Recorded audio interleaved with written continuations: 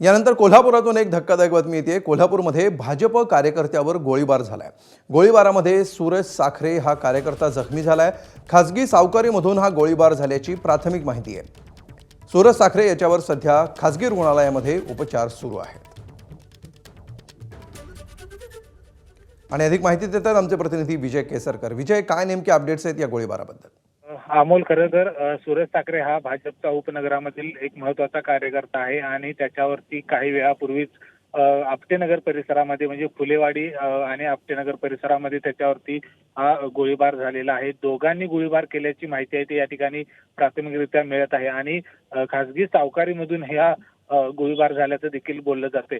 सूरज हा नेमकं किती तर जखमी झाला यामध्ये याच्या संदर्भातली अजूनही माहिती मिळालेली नाही, कारण त्याच्यावरती खासगी रुग्णालयामध्ये सध्या उपचार आहेत ते या ठिकाणी सुरू आहेत। त्यामुळे थोडी माहिती आणखी काही पोलीस देखील या घटनास्थळावरती आता पोहोचत आहेत, त्यांच्याकडून आपल्याला अधिकची माहिती मिळू शकेल। अमोल, निश्चित धन्यवाद विजय या सविस्तर माहितीबद्दल। याच्या पुढच्या अपडेट्सकडे आपलं लक्ष राहील।